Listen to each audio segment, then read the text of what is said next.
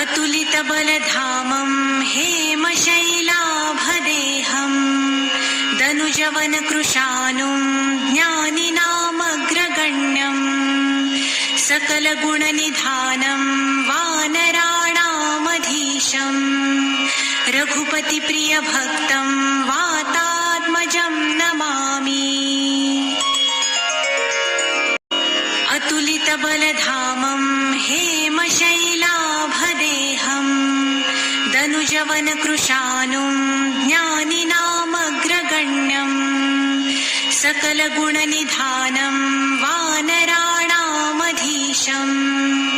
रघुपतिप्रियभक्तं वातात्मजं Namami. अतुलितबलधामं हेमशैलाभदेहम्